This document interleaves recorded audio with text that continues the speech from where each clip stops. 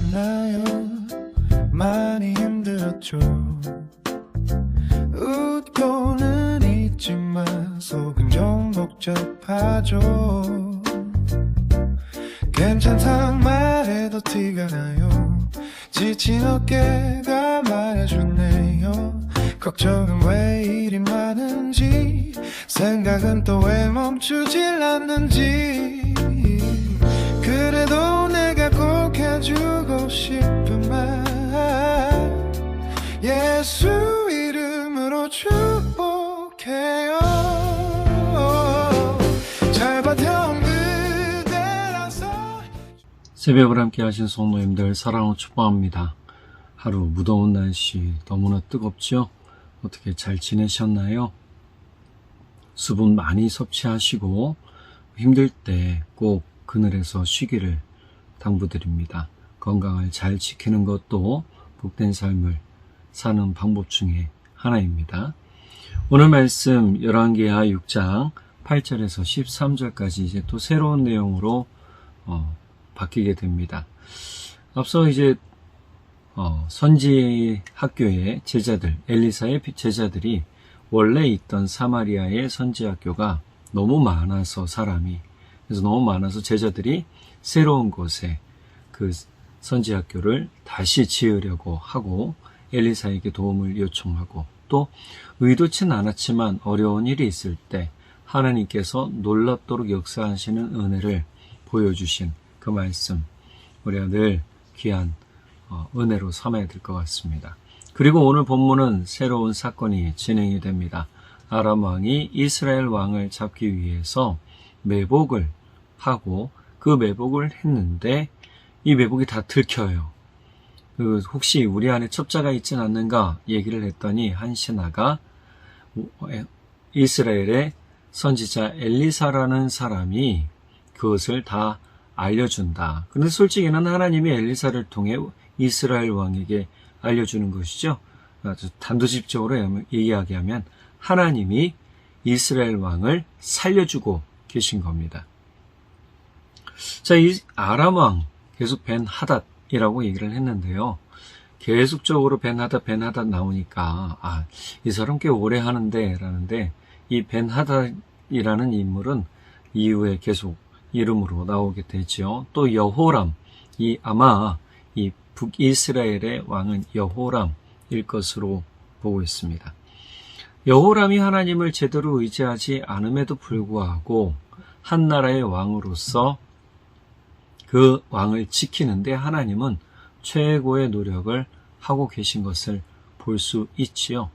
그 하나님을 배반하고 떠난 것과 여호람은 그래도 어떻게 했다고 그랬어요? 네, 그 아합의 우상, 바알의 제사장들을 내어 쫓았다라고 얘기를 했죠. 자, 이러한 이야기를 본다면 하나님이 그래도 조금 이쁘게 보신 면이 있는 것 같다라고 말씀드렸잖아요.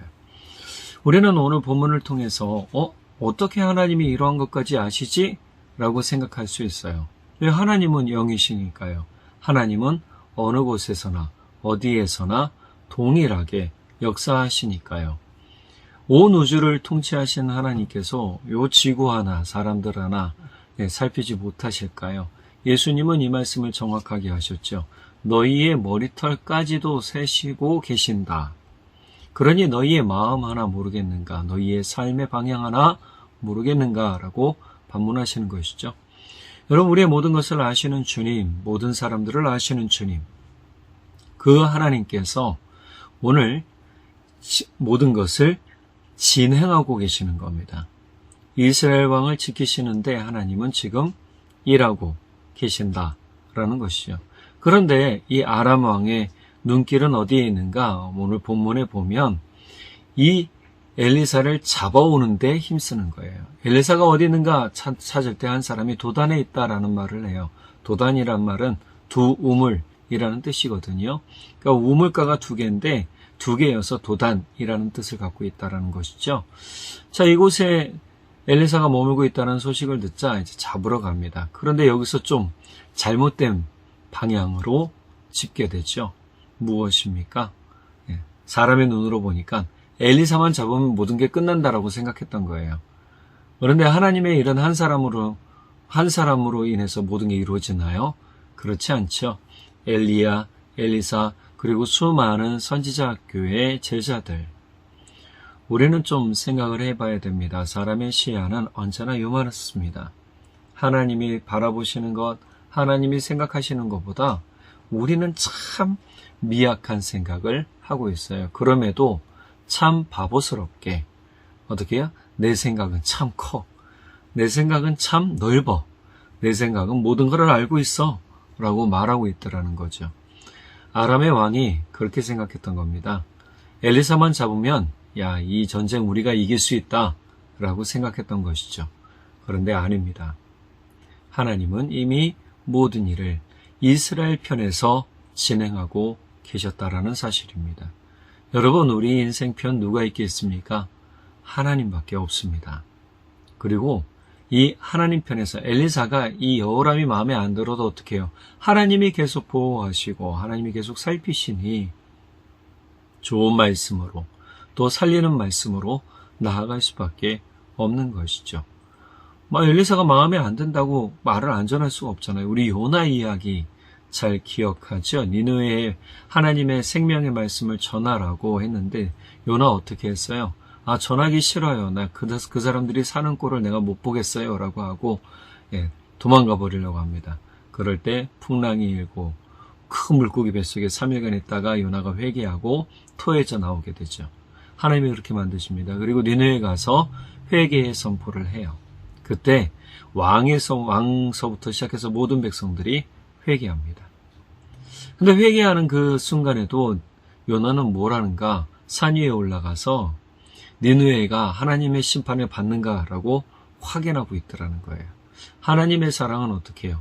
회개하는 자를 살피시고 이끄시고 살리신다. 하나님의 일은 바로 그런 것입니다. 하나님의 일은 살리시는 일이고 하나님의 일은 회복하시는 일이고 하나님의 일은 사랑으로 채우시는 일입니다. 그러니 예수님께서 이 모든 복음을 전하실 때 우리에게 알려주신 것은 하나님은 사랑이라는 거예요. 하나님은 사랑으로 회개하는 자가 돌아오기를 기다리신다라고 말씀하고 계시단 말이죠. 하나님의 일은 바로 이런 겁니다. 아무리 북이스라엘이 밉다 하더라도 결코 내 백성이기에 내치지 않으시는 하나님을 볼 수 있게 돼요. 여러분, 우리가 하나님 앞에 미운 자녀, 미운 털 박혀서 하나님이 내 기도 안 들으시고 또 내 방향과 내 발걸음도 지키지 않으시는 것 같고 자꾸 나는 넘어지고 뭔가를 하려고 해도 진행이 안 되고 그래서 하나님이 나를 살피시지 않는가? 라고 생각하고 의심하는 그 순간 누가 그렇게 만드는가? 사단이 그 마음, 그 생각 준다라고 제가 말씀드렸잖아요. 하나님은 믿음으로 기다리고 인내하며 계속적으로 부지런히 주님을 사랑하는 자에게 그 모든 은혜를 펼치십니다. 여호람은 그것을 알지 못했지만 엘리사를 통해서 자신의 생명이 여러 차례 구원받은 경험을 하게 되죠.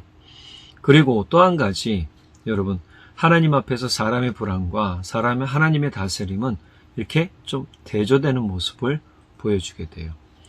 11절에서 아람 왕의 마음은 몹시 흔들립니다. 불안하죠. 뭔가를 매복해서 이스라엘 왕 잡으려고 했는데, 북이스라엘 왕 잡으려고 했는데 매번 실패하는 거예요. 이 정보가 새나간 거죠.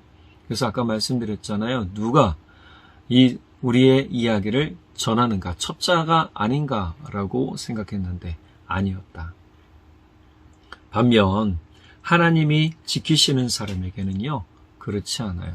평안함이 있더라. 북이스라엘에게 사실 이후에 더 큰 어려움들이 존재하게 됩니다. 그럼에도 불구하고 하나님이 살 길을 열어주시는 그러한 놀라운 은혜를 보게 되는 것이죠. 이사야는요, 심지가 견고한 자를 평강의 평강으로 하나님께서 지키신다라고 말씀해주고 계세요. 여러분, 우리 심지를 굳게 합시다. 하나님을 향해, 예수님을 향해 굳게 하는 믿음의 삶이 되기를 간절히 바랍니다. 요렇게 조금 의심된다고 흔들리고, 요렇게 조금 안 됐다고 낙심해서 흔들리고, 요렇게 조금 일이 진행 안 된다고 좌절해버리고 하나님께 불평하는 건 믿음이 아닙니다. 심지가 굳다라는 건 뭐죠? 의리 좀 사람의 말로 한다면 의리가 있는 것이죠. 의리, 여러분 의리라는 것은 그 진정한 마음의 나눔이라고 하고 신뢰의 마음이라고 할 수 있겠죠. 우리가 하나님을 온전히 신뢰하면 하나님께서 그 신뢰의 마음을 받으시고 신뢰의 일을 우리에게 반드시 보여주십니다. 그러니 여러분 아무도 보지 않는다고 난 낙심했어, 난 좌절했어, 난 끝났어, 이 일은 끝난 건가 봐, 진행이 안 되나 봐, 저주의 말을 하거나 불평의 말을 하거나 불만의 말을 하는 것이 아니라 도리어 그럼에도 불구하고 하나님은 지금도 나를 위해 일하고 계십니다. 제가 믿습니다. 제가 따르겠습니다. 제가 순종하겠습니다 하는 그러한 순종의 삶, 신뢰의 믿음을 가진 삶이 되시기를 예수님의 이름으로 간절히 축복합니다. 기도하겠습니다. 사랑의 하나님 아버지 참 감사합니다. 우리 가운데 놀라우신 은혜와 사랑도 하시고 소망의 기쁨 더해 주셔서 너무너무 감사합니다. 주님, 우리가 주님을 더욱 의지합니다.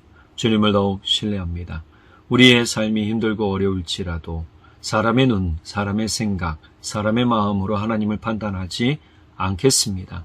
하나님이 하시는 일은 여전히 우리에게 놀랍고 놀라우며 우리가 할 수 없는 놀라운 일들도 주님의 그 능력 아래 이루어지는 줄 믿습니다.